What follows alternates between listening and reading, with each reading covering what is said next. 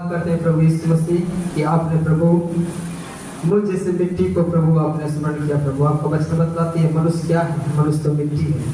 लेकिन प्रभु एक बार फिर से प्रभु आपने इस मिट्टी को स्मरण किया और अपने हजूरी में लेकर आया प्रभु कि हम सब को मिलकर आपके नाम को महिमा दें और आपके जित वचन को सुनकर प्रभु एक नए जीवन में, अपने जीवन में एक नया सामर्थ्य को प्राप्त करें। परमेश्वर पिता, आज के जित वचन को भी हम तेरे हाथ में सौंपते हैं प्रभु। अपने जित वचन को द्वारा प्रभु यीशु मसीह हम सभी से बातें कीजिए और प्रभु आगे को प्रभु आत्मिक जीवन में आपकी अगुवाई कीजिए। हर एक बातों को हम तेरे हाथ में सौंपते हुए प्रार्थना भी उद्धार करता प्रभु यीशु मसीह के नाम से करते हैं, आमीन। हालेलुया। आज हम बताएंगे परमेश्वर अपने लोगों के जिंदगी में अच्छी वस्तु देना चाहता है। हालेलुया। परमेश्वर अपने लोगों के जिंदगी में अच्छी वस्तु देना चाहता है। बाइबल बतलाती है, जब यूहन्ना की किताब उसका पहला अध्याय उसका पहला वचन को पढ़ेंगे और दूसरा तीसरा पढ़ेंगे वहां पे, तो उस आगे जब पढ़ेंगे तो वहां पे लिखा है जितनों ने उसको ग्रहण किया सब परमेश्वर के संतान होने का अधिकार दिया गया। हालेलुया। अब परमेश्वर हमारा पिता है, परमेश्वर हमारा पिता है और हम उसके संतान हैं। हम उसके क्या है? संतान है। तब परमेश्वर का जिम्मेदारी बनता है कि अपने पुत्र को क्या करे? संभाले, अपने पुत्र को संभाले।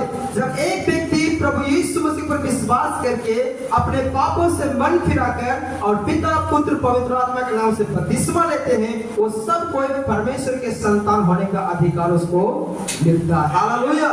इसीलिए जब हम उद्धार पाए हैं तब हम किसके संतान बन गए हैं? परमेश्वर का संतान।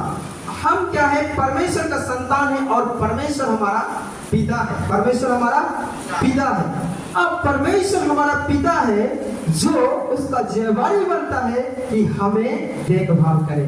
जब तक हम इस पृथ्वी पर है तब तक हमारे परमेश्वर का जिम्मेदारी है कि हमें वो क्या करे? संसार में अगुवाई करे। जो वस्तुओं की जरूरत है वो वस्तुएं हमारे जीवन में पूरा करे और जिस तरह से हमें चलना चाहिए उस तरह परमेश्वर में क्या करे? अगुवाई करे। तो आए हम पढ़ेंगे एक वचन पढ़ेंगे मत्ती की किताब उसका 7 अध्याय उसका 11 वचन। मत्ती की किताब उसका 7 अध्याय उसका 11 वचन।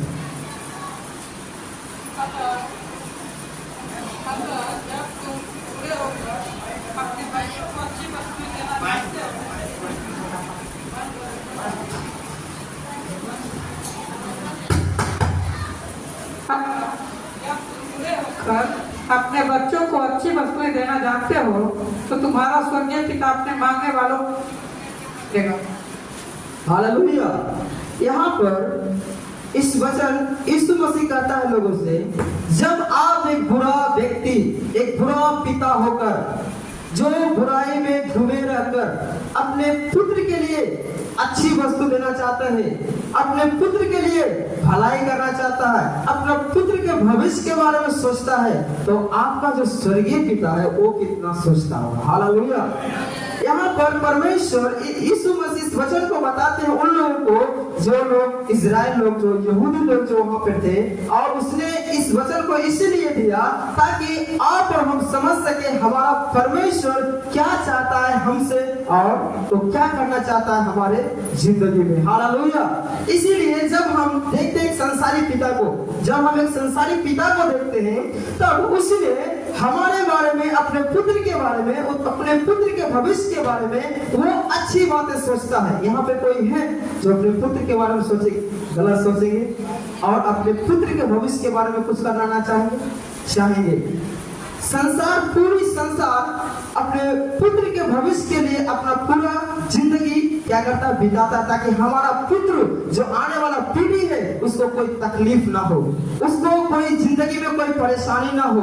आजकल लोग अपने पुत्र को क्या करते हैं? अच्छी पढ़ाई देते हैं ताकि हमारे आने वाले समय में हमारा पुत्र कोई छोटा मोटा काम ना करे, कोई गिरी हुई काम ना करे। इस प्रकार से एक पिता जो हमेशा बुराई करता है, हमेशा लोगों के विरुद्ध में बोलता है, एक दूसरे के प्रति नफरत रखता है, लेकिन जब वो अपने पुत्र के पास आता है, जब अपने पुत्र के बारे में सोचता है, वो बहुत अच्छी वस्तु सोचता है। Hallelujah, hallelujah.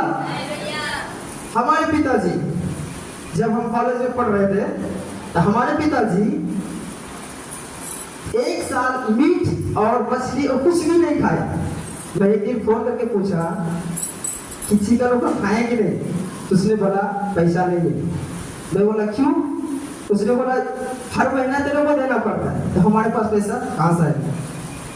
तो इस प्रकार से सोचा, फिर मैंने मन में इसको मनन किया।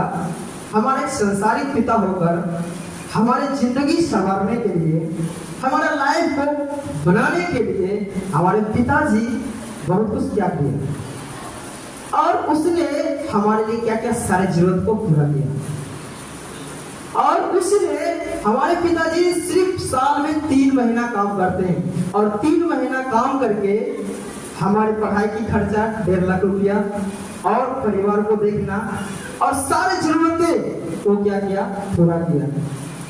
लेकिन ये कार्य किस तरह से हुआ मैं नहीं जानता, हमारे पिताजी नहीं जानते, हमारे परिवार नहीं जानता है, लेकिन हमारा स्वर्गीय पिता जो हमारे बारे में चिंता करता है, जो हमारे बारे में सोचता है कि किस समय में क्या वस्तु इसको चाहिए, वो उसमें क्या करता है, वो उसमें हमें क्या करता है, पूरा करता है। वो परमेश्वर हमारे भविष्य के बारे में चिंता करता है कि हमारा भविष्य कैसा होना है। वो परमेश्वर हमारे बारे में सोचता है कि इसका भविष्य उज्जवल हो, इसका जिंदगी में कोई दुख ना हो। परमेश्वर चाहता है कि आपकी जिंदगी में कोई बीमारी ना आए, लेकिन बीमारी आ जाता है। हालेलुया। इसके कारण क्या है? इसके कारण भी कुछ है। तो हमारा स्वर्गीय पिता नहीं चाहता कि आप परेशानी में रहें। हमारा स्वर्गीय पिता नहीं चाहता कि आप बीमारी में, जिस बीमारी के साथ आप प्रभु यीशु मसीह आए हैं, उसी बीमारी में आप पड़े रहें। परमेश्वर नहीं चाहता। परमेश्वर आपके भविष्य को एक अच्छी तरह से देखना चाहता है, आपकी जिंदगी को एक सुख का जिंदगी देखना चाहता है। आपके जिंदगी में कोई दुख मिला हुआ जिंदगी नहीं होना चाहता। इसीलिए यीशु मसीह यूहन्ना की किताब में बोलता है, मैं तुझे अपनी शांति दे जाता हूँ, तेरा मन व्याकुल न हो, तुम्हारा मन ना घबराए। परमेश्वर जो अपनी शांति को देना इसलिए चाहता है ताकि आप कोई दुख में ना हो, आप इस संसार में रहकर अपने उद्धार करते हुए रहकर आंसू ना बहाए कि आज हम इस समस्या में पड़े। Hallelujah, hallelujah. हमारा स्वर्गीय पिता हमारे बारे में चिंता करता है, वो हमारे बारे में चिंता करता है। वो चाहता है कि अच्छी अच्छी वस्तुएं हम अपने बच्चों की जिंदगी में क्या करें, दे दें। हालेलुया, अच्छी अच्छी वस्तुएं दे दें। हम देख सकते हैं यूसुफ की जिंदगी। यूसुफ एक छोटा भाइयों में से छोटा व्यक्ति था,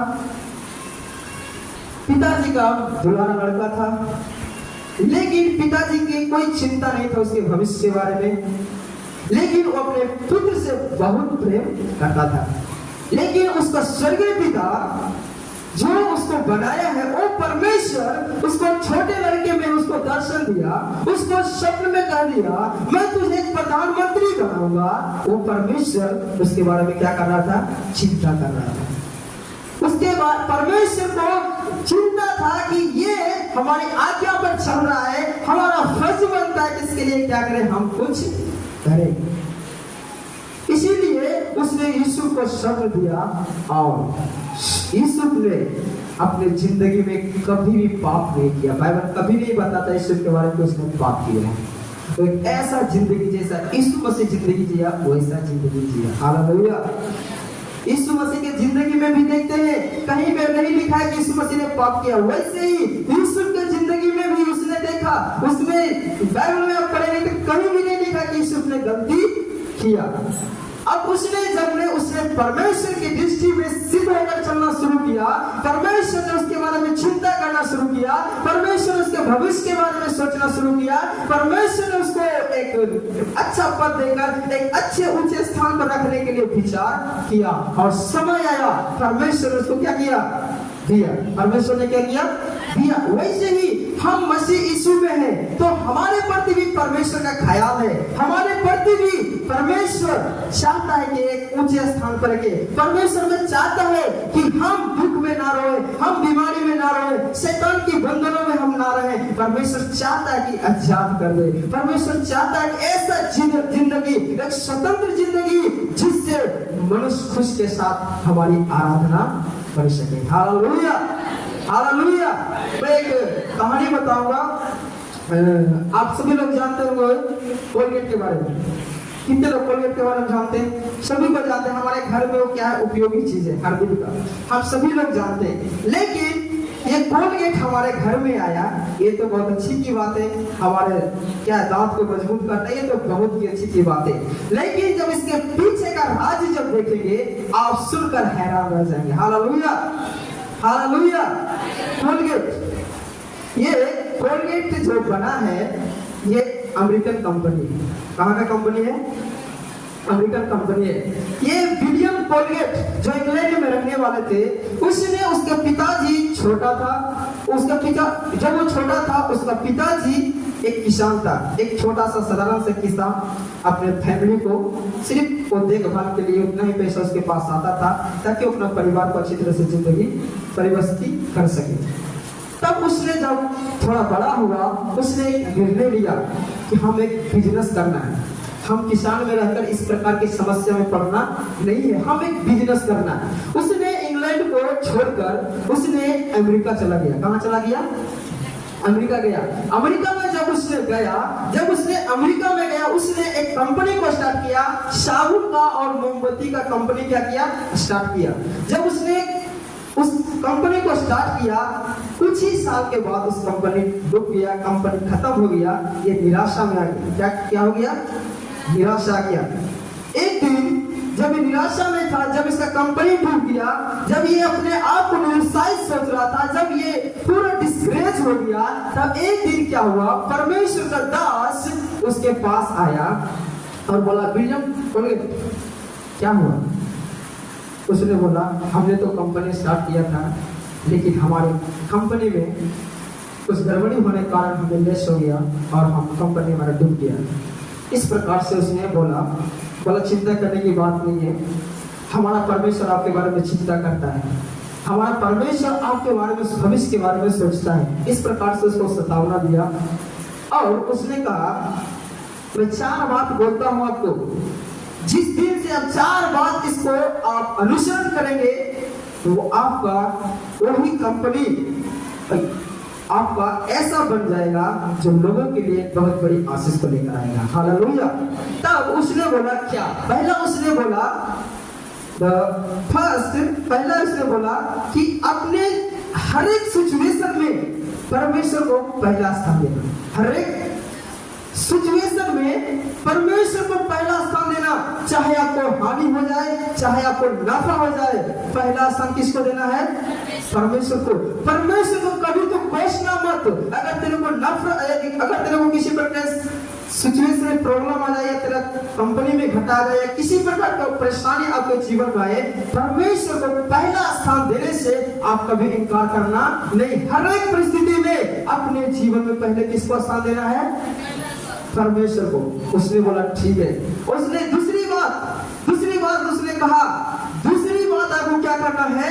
अपना हृदय परमेश्वर को दे दो।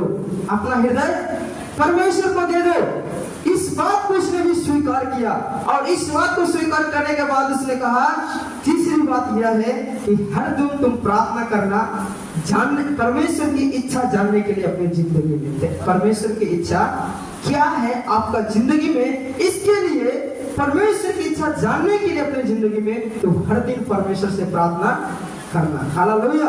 ये तीसरी बात उसने बोला। और चौथी बात बोला कि आप जो कंपनी आप करेंगे, जो चालू करेंगे, जो भी बिजनेस करेंगे, जो आप काम करेंगे, चाहे जितना पास आपके आमदनी हो, उनमें से परमेश्वर का 10वां भाग चोरी मत करना। ये 4 बात उसको वो परमेश्वर का दास ने उसको दिया और बोला, ये 4 बात जिस दिन तुम अनुसरण कर लोगे, उस दिन तेरा जिंदगी में परमेश्वर काम करना शुरू करेगा। हालेलुया। उसने 4 बातों को माना, उसने 4 बातों को पालन करना शुरू किया, उसने प्रार्थना करना शुरू किया, अपनी जिंदगी में परमेश्वर से प्रार्थना करना शुरू किया, परमेश्वर से पूछना शुरू किया, परमेश्वर हमारी जिंदगी में आपकी योजना क्या है, हमसे तू क्या चाहता है, हम क्या करूं आपके लिए, परमेश्वर के सामने झुकना शुरू किया। उसने अपना हृदय को परमेश्वर के लिए दे दिया। जब उसने अपना हृदय को परमेश्वर के लिए दे दिया, साल बीत गया, 2 साल बीत गया, फिर परमेश्वर ने उसको एक कोलगेट कंपनी का शुरुआत करने के लिए परमेश्वर ने उसको बोला। जब उसने कोलगेट को कंपनी को शुरुआत करने के लिए परमेश्वर ने बोला, उसने उस कंपनी को शुरुआत किया और धीरे धीरे उस कंपनी का विकसित होना शुरू हुआ। जब उसने शुरू किया तब वो धीरे धीरे कंपनी बढ़ना शुरू हुआ। तब जो कंपनी का आमदनी आया परमेश्वर का 100 में 10 रुपया, यानी परमेश्वर को 10% देना शुरू किया। परमेश्वर के राज के लिए, उनके कामों के लिए 10% देना शुरू किया। जब अपने मन की खराई से परमेश्वर को 10% देना शुरू किया, परमेश्वर ने उसका हृदय को देखा। वो सिर्फ 10% देते भी नहीं थे, लेकिन हर दिन वो परमेश्वर के सामने झुकते थे। परमेश्वर आपकी योजना क्या है? परमेश्वर आप क्या चाहते हैं हमारी जिंदगी में करने के लिए? इस बात को पूछकर वो अपना हृदय परमेश्वर के लिए देकर एक समर्पित जिंदगी जीकर एक बड़ी कंपनी को स्थापना किया। हालेलुया। तब उसने 10% देना शुरू किया। परमेश्वर ने उसके मन की खराई को देखा, परमेश्वर ने उसके हृदय को जांचा, उसका हृदय शुद्ध था, उसने पूरी खराई के साथ परमेश्वर से व्यवहार कर रहा था। तब परमेश्वर से कंपनी को विकसित किया और विकसित किया।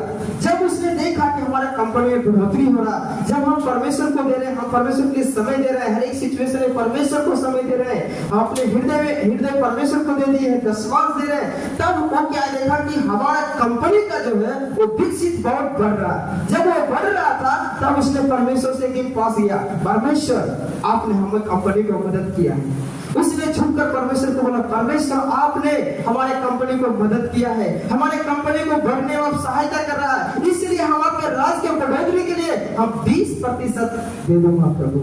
इस प्रकार से उसने एक निर्णय को लिया नहीं, बल्कि अपना जीवन को समर्पण कर दिया। चाहे हमें हानि हो जाए कंपनी में, चाहे नहीं हो, लेकिन हम क्या करेंगे, 20% हमारे हाथ में जितना पैसा आएगा उनमें से 20% हम क्या करेंगे, आपके लिए दे देंगे। इस प्रकार से उसने अपने जीवन को समर्पण किया। वो एक वचन को नहीं माना, बल्कि उसने अपने जीवन को समर्पण कर दिया उसके लिए। जब उसने समर्पण किया, परमेश्वर से समर्पण को देखा, उसकी कंपनी का जो सामान था पूरे विश्व में फैलना शुरू हो गया। न सिर्फ अमेरिका में बल्कि पूरे विश्व में फैलना शुरू हो गया। पूरी दुनिया उसके प्रोडक्ट को खरीदना शुरू कर दिया। जब उसको प्रोडक्ट को खरीदना शुरू किया तब उसने देखा कि हमारा सामान जो है पूरी दुनिया में चला गया, इससे और क्या बड़ी आशीष चाहिए। तब उसने परमेश्वर को कहा, परमेश्वर आप जो करते हो हमारे समझ से बाहर है, इसलिए हम क्या करेंगे, हम पैसा रखेंगे नहीं, हम सिर्फ 10% हम अपने जीवन की दिनचर्या के खर्चा के लिए हम उसे रखेंगे, बाकी सारा पैसा आपके राज के लिए हम क्या करेंगे, दे देंगे। उसने क्या किया, 90% यानी 100 रुपया 90 रुपया परमेश्वर को हवाले कर दिया, परमेश्वर को दे दिया। परमेश्वर इस्तेमाल आप ही कर, क्योंकि ये आमदनी और ये कंपनी को तू चला रहा है, तू इसे अगुवाई कर रहा है। आज जो प्रोडक्ट है पूरा विश्व में जा रहा है, ये मेरी ताकत से नहीं, मेरी समझ से नहीं, मेरी अंडरस्टैंडिंग से नहीं, लेकिन ये आपका कार्य है। उसने क्या किया, अब 90% परमेश्वर को देना शुरू किया।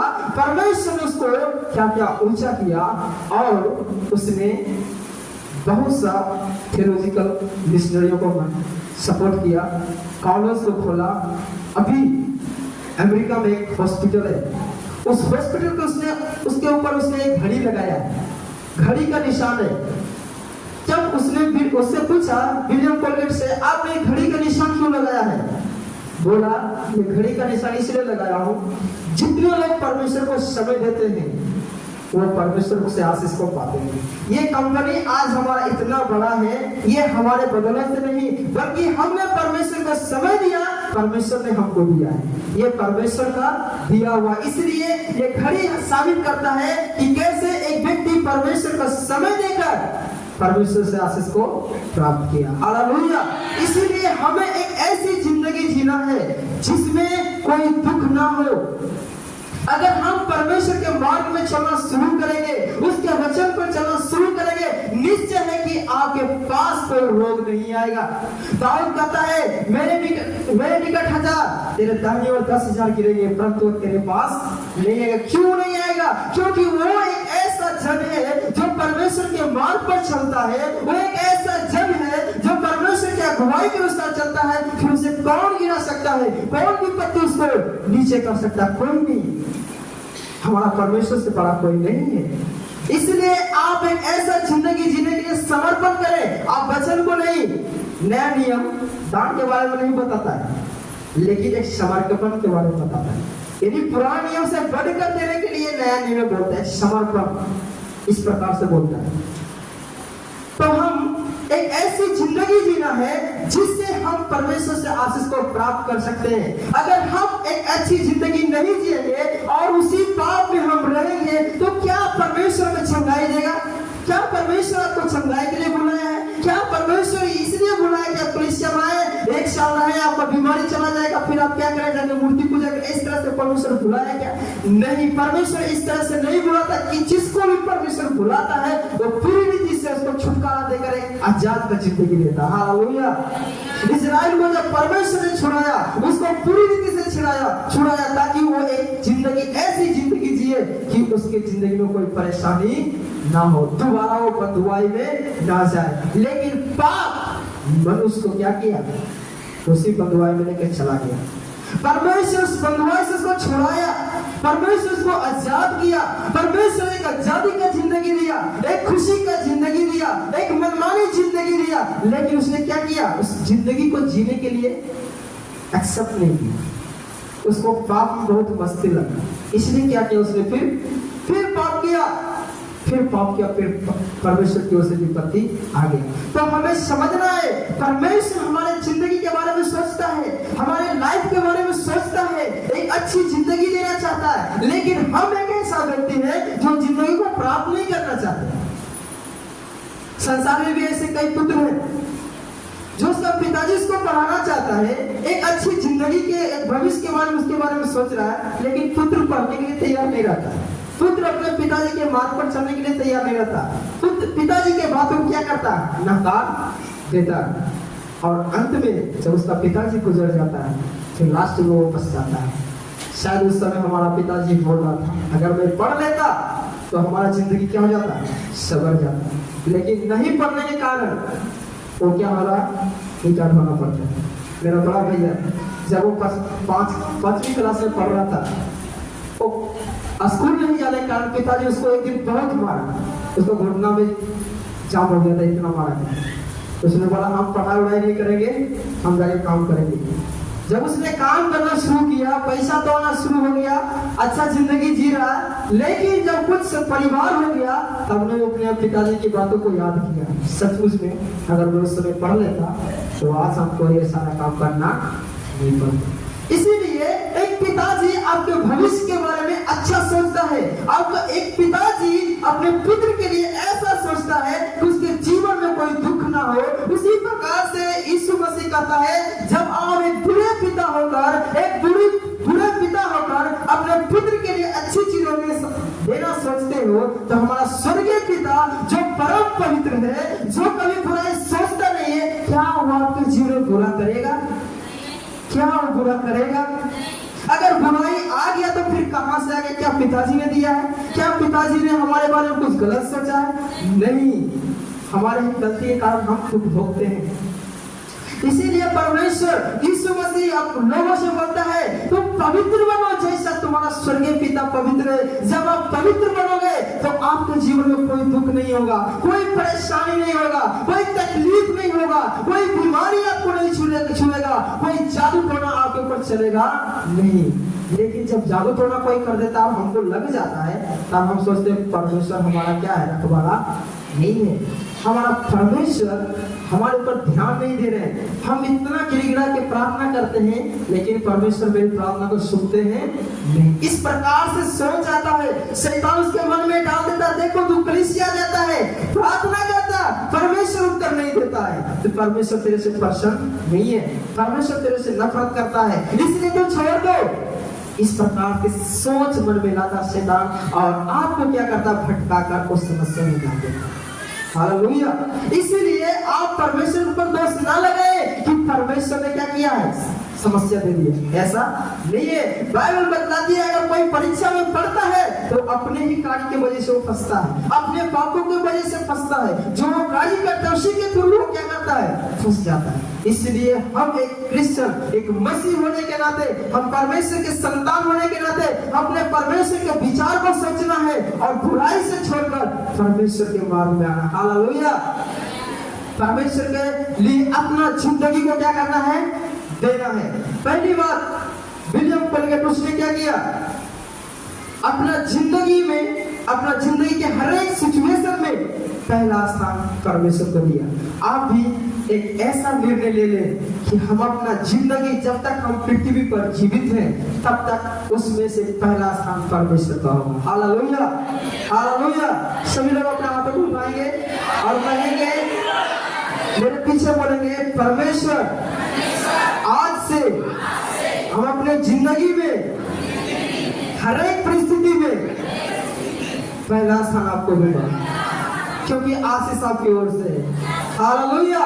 आप जब इस बात के लिए समर्पण कर देंगे जिंदगी, तो परमेश्वर आपके जिंदगी को देखेगा, आपका समर्पण को देखेगा और परमेश्वर एक ऐसे स्थान को ले चला जाएगा तो दुनिया के लिए आप एक आशीष का कारण ठहर जाएंगे। हालेलुया।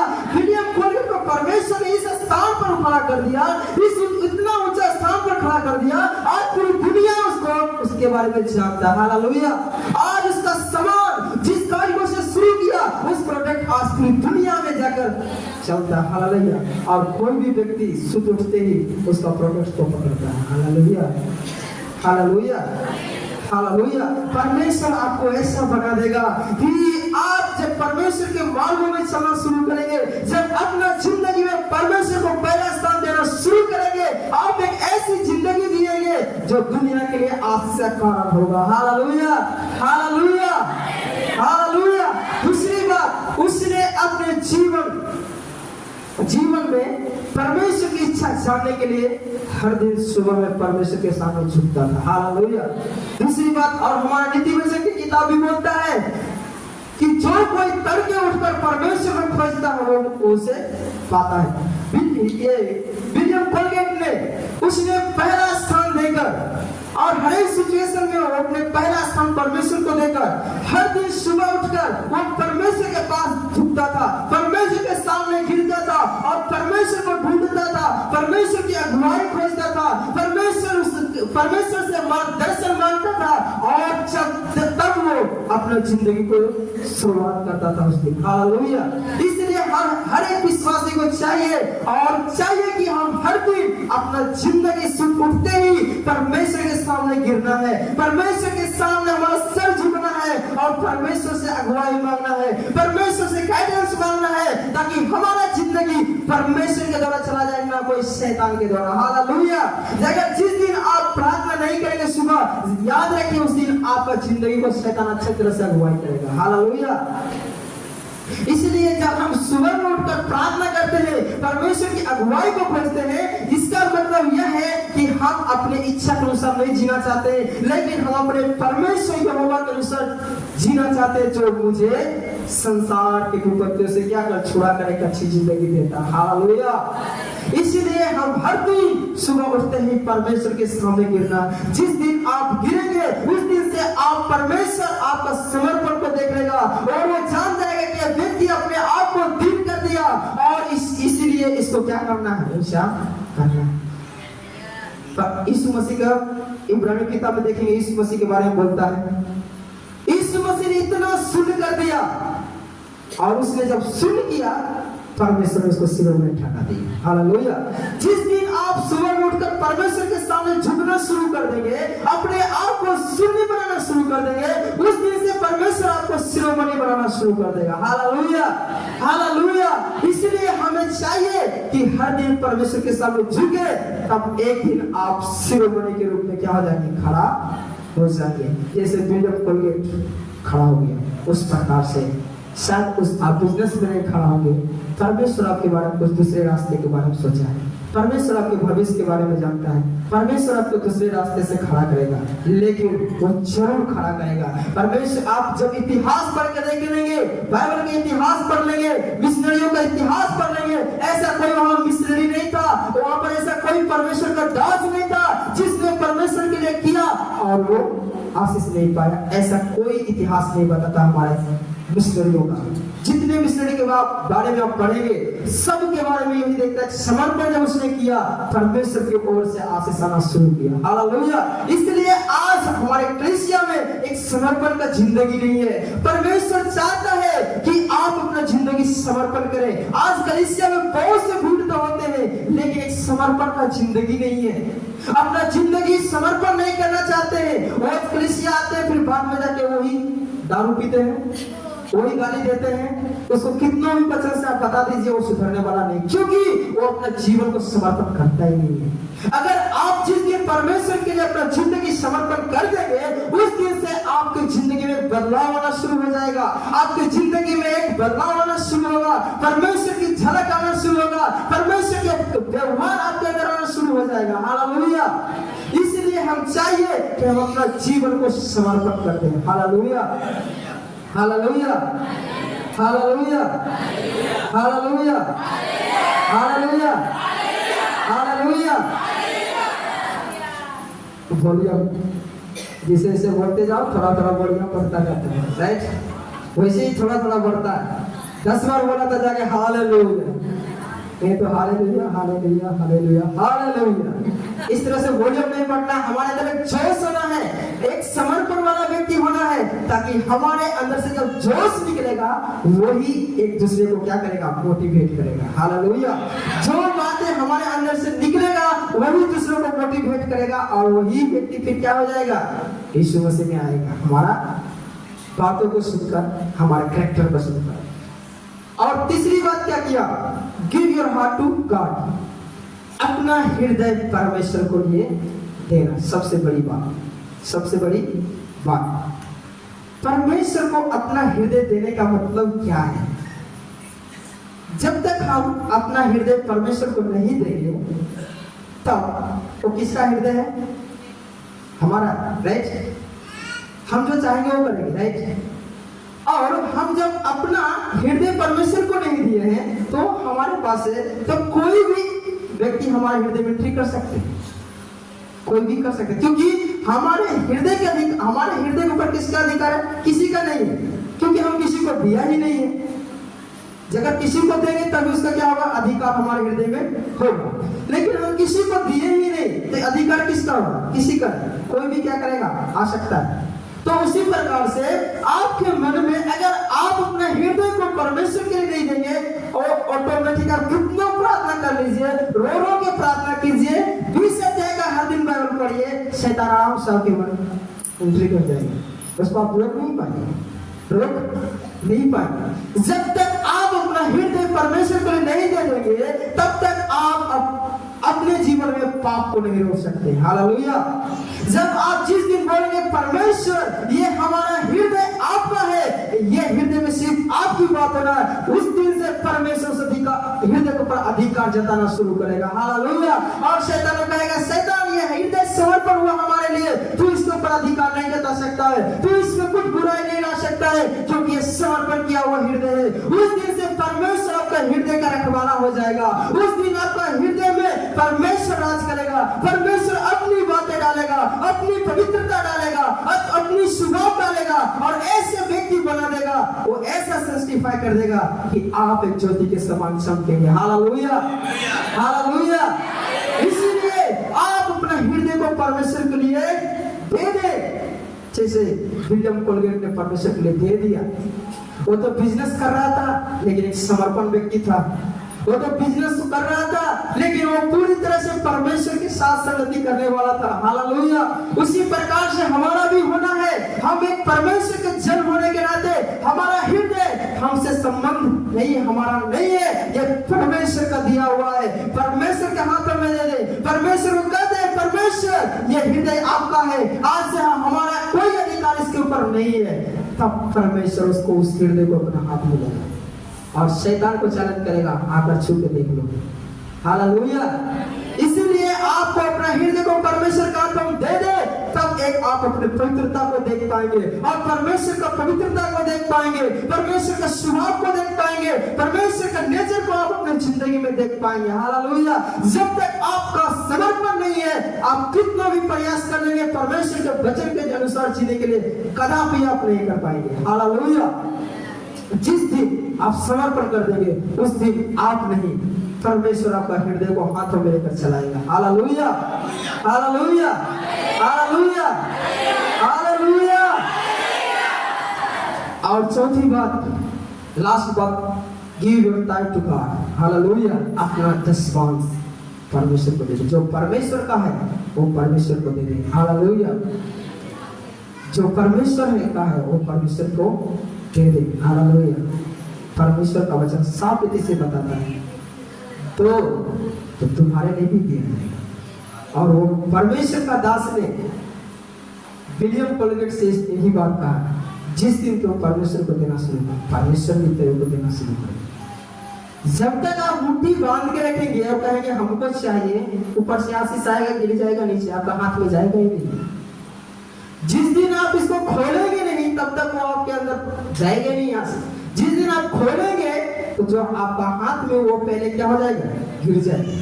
जब गिर जाएगा तो फिर परमेश्वर आपको देगा, जब आपका हाथ में आएगा तब फिर आप पकड़िएगा। अगर आप बिना चाहेंगे, बिना खोले हुए कि हमारे हाथ में कोई दे दे, कदापि नहीं आपके हाथ में आएगा, कदापि नहीं। तो आपको क्या करना, पहले परमेश्वर के लिए खोलना। विलियम कोलगेट ने क्या किया, परमेश्वर के लिए देना शुरू किया। ऐसा नहीं कि उसने कंपनी बना लिया, उसके बाद उसके पास बिजनेस का पैसा आना शुरू हुआ तब देना शुरू किया, ऐसा नहीं। उसने जैसे उसने वचन को सुना, समर्पण किया और उसी दिन से वो देना शुरू किया। हालेलुया। जब उसने देना शुरू किया, परमेश्वर ने उसका समर्पण को देखा। हम ऐसा नहीं सोचना है कि हम दे रहे हैं, परमेश्वर का वचन बोलता है इसलिए हम दे रहे हैं, ऐसा नहीं। अगर ऐसा दोगे तो फिर आशीष प्राप्त नहीं करोगे। फिर बोलेगा पास्टर तो बोलता है दो तो दिया तो हमें कुछ नहीं मिला। कुछ लोग विश्वासी लोग ऐसे ही, एक चर्च में ऐसे विश्वासी बोल रहा था, आप तो प्रचार करते दोगे तुम्हें दिया जाएगा, हम तो इतना दे दिया हमको कुछ नहीं मिला। इस प्रकार से तो फिर पास्टर फंस जाएगा। लेकिन परमेश्वर का वचन क्या बोलता है, हर्ष से दो, मन में कूदता हुआ ना दान करो। हर्ष से जब देंगे तभी आपको मिलेगा।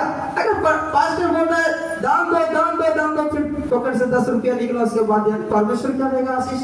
आपका हृदय में क्या है, कड़वाहट है। हृदय परमेश्वर के लिए, अंदर से परमेश्वर को देने के लिए इच्छा ही नहीं है। और क्या कर रहे हैं, पास्टर जब दबाव दे दिया तो 10 रुपया निकल गया, लेकिन वो भी नहीं निकलता। इस प्रकार का हमारे अंदर कड़वाहट रहता है, तो कहां से आएगा? परमेश्वर का आशीष नहीं, कदापि नहीं ले। 10 विश्वासी और कलीसिया का रौनक को देखेंगे, एसी लगा हुआ, शीशा, सारा चीज लगा हुआ, सारा फैसिलिटी मिलता है, वो कोई पास्टर नहीं करता है, विश्वासी खुद करता है। आप कभी भी जाकर उस क्षेत्र में जाकर आप एक बार एंट्री कीजिएगा और देखिएगा उसके वहाँ की कलीसिया का रौनक। कलीसिया में ज्यादा लोग नहीं मिलेगा, इतना लोग नहीं मिलेगा। अगर इतना लोग मिलेगा तो बहुत बड़ी कलीसिया हो गया आपका। इसीलिए उस कलीसिया में 20 गो 50 गो 50 तक हो जाएगा। लेकिन उस कलीसिया को जब आप देखेंगे, इतना अच्छा से बना हुआ, इतना सारा चीज की भरपूरी, म्यूजिक, सब चीज रहता है वहां पे। ये कौन करता है? परमेश्वर। तो हम क्या करना, परमेश्वर के लिए खोलेंगे, परमेश्वर उनको क्या करता देता है। परमेश्वर का वचन बताती है, जितने लोग परमेश्वर को दिया है, परमेश्वर उसका रखकर कर्जदार नहीं बना, परमेश्वर को वापस कर दिया। इसीलिए ये विलियम कोलगेट को परमेश्वर का दास ने क्या किया, आपका जो आमदनी होगा उस आमदनी को छुपाना मत, उस आमदनी को अपने खर्चे के लिए इस्तेमाल मत करना, क्योंकि परमेश्वर आपको आशीष देगा। तो आप क्या करना है, अपना कमाई का, अपना कंपनी का जो मुनाफा होगा उसमें से क्या करना, परमेश्वर के लिए क्या करना है, दे देना। जब उसने देना शुरू किया, परमेश्वर उसको क्या किया, देना शुरू किया। और अंत में उसने क्या किया, 90% दिया परमेश्वर के लिए। और आज भी उसका कंपनी बना है, आज तक भी उसका काम, वो नहीं, ऐसा नहीं कि वो मर गया उसका कंपनी खत्म हो गया, नहीं, आज भी उसका कंपनी बना है। आज भी उसके नाम से कोई बाइबल कॉलेज चल रहा है, कई मिशनरियों को मदद कर रहा है, कई अस्पतालों को चला रहे हैं। वो अपनी ताकत से नहीं, वो तो नाकाम हो चुका था, वो बिजनेस में फेल हो चुका था। उसने तो शायद हो सकता है अमेरिका से वापस लौटने के लिए भी निर्णय ले लिए होंगे, लेकिन परमेश्वर उसके भविष्य के बारे में अच्छा सोचता था। परमेश्वर चाहता था कि इसका भविष्य ऐसा हो जाए कि दूसरों के लिए आशीष का कारण बन जाए। उसी प्रकार से परमेश्वर भी हमारे भविष्य के बारे में जानता है। परमेश्वर भी चाहता है कि हमारा ऐसा भविष्य बन जाए कि हम दूसरों के लिए आशीष का कारण बन जाए। लेकिन उसमें कोई वहां पर गड़बड़ी आता है। क्यों? क्या गड़बड़ी है? समर्पण नहीं है। नया नियम हमेशा एक ही बात को जिक्र करता है, समर्पण का जिंदगी जीने के लिए, व्यवस्था के अनुसार नहीं, व्यवस्था के अनुसार नहीं, एक समर्पण जिंदगी। जब आपके पास एक समर्पण जिंदगी होगा, अगर व्यवस्था बोलता है कि 100 रुपया 10 रुपया दे तो आप 20 रुपया देंगे, क्योंकि आपके अंदर एक समर्पण है। परमेश्वर के प्रति आपके बोझ है, आप परमेश्वर के प्रति कुछ करना चाहते हैं, परमेश्वर के लिए आपका हृदय पूरा तैयार है, इसलिए आप उस नियम के अनुसार नहीं देंगे बल्कि नियम से बढ़कर करेंगे। इसलिए नया नियम हमेशा बोलता है ऐसा जिंदगी जियो, एक समर्पण का जिंदगी जियो, एक नियम का जिंदगी नहीं। हालेलुया। हम एक समर्पण का जिंदगी जीना है। जब तक हम अपना जिंदगी समर्पण का जिंदगी नहीं जिएंगे, परमेश्वर आपको आशीष नहीं करेंगे, कदापि नहीं। कोई भी आप देख ले, जब आप प्रेरितों की किताब पढ़ेंगे, वो इतिहास का किताब है, चर्च कैसे खड़ा हुआ उसके बारे में बताता है। वहां पर देखेंगे तो 2 व्यक्ति था, हन्ना और सफीरा। ये दोनों क्या किया? परमेश्वर के कार्य में क्या क्या गलत किया। उस समय में वहां पर ऐसे विश्वासी थे, जितने उसके प्रॉपर्टी थे, सारे विश्वासी क्या किया? अपना प्रॉपर्टी को बेचे, किसको दिया? प्रेरितों को दिया। लेकिन हन्ना और सफीरा, यहाँ 2 व्यक्ति है, इसने क्या किया? जब इसने अपना जमीन को बेचा, इसने क्या किया? उसमें से कुछ भाग छुपा कर रख लिया और क्या किया? और कुछ भाग कहाँ ले गया? प्रेरितों के पांव पर ले गया। तो प्रेरितों ने क्या बोला? आप परमेश्वर से क्यों झूठ बोलते? उसने कहा हम तो इतना ही में बेचा है, इसलिए इतना रख लो। लेकिन परमेश्वर के दासों को पता है कितना में बेचा है। उसने बोला क्यों झूठ बोलता है परमेश्वर से? और उसने बोला नहीं, मैं झूठ नहीं बोलता। उसने क्या? मैं इतने ही में बेचा हूँ। उसने क्या? तो झूठ बोलता है। इसमें क्या होगा? प्रतिफल। और अंत में क्या हो गया? मर गया। उसी प्रकार से अगर आप परमेश्वर को चोरी करेंगे, परमेश्वर का भाग को रखेंगे, परमेश्वर आपको मारेगा नहीं। अब ऐसा नहीं कि आप 10 मास नहीं दीजिए तो कल खत्म, ऐसा नहीं। परमेश्वर आपको मारेगा नहीं, परमेश्वर उस नरक में आपको मारेगा जहां पे आप तड़पते रहो। तो परमेश्वर का जो भाग है परमेश्वर को दे दें और हम अपना जिंदगी एक समर्पण जिंदगी जिए, ताकि परमेश्वर को लगे कि नहीं, हम कुछ बदल गया है, हम परमेश्वर के वचन के अनुसार जिए, ताकि परमेश्वर जब देखे तो अपना चरित्र हमारे अंदर देखे, अपना स्वभाव को हमारे अंदर देखे, अपना बिहेवियर को हमारे अंदर देखे, तब हम उसको महिमा दे पाएंगे। Hallelujah, hallelujah. इसीलिए हम क्या करना? अपना जिंदगी को परमेश्वर को समर्पण करना। हालेलुया। पहली बात हमने देखा क्या था? हर एक परिस्थिति में पहला स्थान परमेश्वर को देना। दूसरी बात, हर दिन प्रार्थना करना परमेश्वर से कि परमेश्वर की इच्छा आपकी जिंदगी में क्या है। तीसरी बात, अपना हृदय परमेश्वर के हाथ में दे देना है। चौथी बात, परमेश्वर जो आपको आशीष करते हैं उसमें से उसका भाग परमेश्वर को दे देना है। हालेलुया। आज मैंने 4 बातें, जिस दिन आप 4 बातें शुरू करेंगे, हम आशा करता हूं और मैं अपने परमेश्वर पर विश्वास करता हूं कि आपको बहुत सारा आशीष का भागीदार बनाएगा। हालेलुया। ऐसा नहीं, ऐसा बहुत सारा गवाही है। जब आप गवाही की किताब पढ़ेंगे, एक दिन हम पढ़ रहा था, केरला का था, गवाही का किताब था, उसमें बहुत सारा गवाही लिखा हुआ था। जब हम पढ़ रहा था, वहां पर कुछ लोग ऐसे ऐसे गवाही बता रहा था जो हमारे समझ से ही पड़े थे। हम तो उसमें बहुत सारा गवाही पढ़ा, हम देखकर बहुत खुश हो गया और हमारे अंदर भी एक प्रेरणा आ गया। लेकिन उनमें से एक व्यक्ति को बारे में पता है। वो व्यक्ति क्या था? छोटा झुग्गी में रहता था और परमेश्वर के दास उसके पास आया और उसने सुसमाचार सुनाया। जब उसने सुसमाचार को सुना, हर दिन प्रार्थना करना शुरू कर दिया और परमेश्वर से बोलना शुरू किया, परमेश्वर हम इस परिस्थिति में हैं, आप मुझे निकाल दीजिए, इस परिस्थिति से हमें ऊंचा कीजिए, हम क्यों इस परिस्थिति में पड़े हैं। इस प्रकार से प्रार्थना करना शुरू किया और हर दिन हर सप्ताह परमेश्वर का दास उसके घर में आके प्रार्थना करता था। जब वो प्रार्थना करते साल बीत गया, फिर परमेश्वर का दास से उसने बोला, हम तो साल भर से इस मसीह में, परमेश्वर अभी तक हमको आशीष नहीं, कभी भी कोई परिस्थिति में है। परमेश्वर ने उसको, परमेश्वर का दास ने उसको बोला, परमेश्वर के लिए क्या परमेश्वर का भाग परमेश्वर को देते हैं? उसने बोला नहीं, इसके बारे में हमको पता नहीं। उसने उसी दिन उस परमेश्वर के बारे, उस वचन के बारे में बताया, उसके बारे में बताया। उस दिन से उसके पास जितना आता था वो परमेश्वर को देना शुरू किया। 5 साल के अंदर में वो व्यक्ति का घर 3 महल बन गया। हालेलुया। और उसने आगे खूब गवाही दिया कि हम जब परमेश्वर के लिए देना शुरू किया, परमेश्वर भी हमको देना शुरू किया, इसलिए मैं परमेश्वर को कभी भूलूंगा नहीं। हालेलुया। इसलिए हमें चाहिए कि परमेश्वर को दे, ताकि परमेश्वर हमें क्या करे, दे। Hallelujah, hallelujah. आइए हम सभी लोग अपने आंखों को बंद करेंगे और प्रार्थना करेंगे। सभी लोग थोड़े हृदय के साथ अपने आंखों को बंद करेंगे और आज वो दिन है जो परमेश्वर आपसे कहता है 4 बात अपनी जिंदगी में लागू करना। 4 बात जिस दिन आप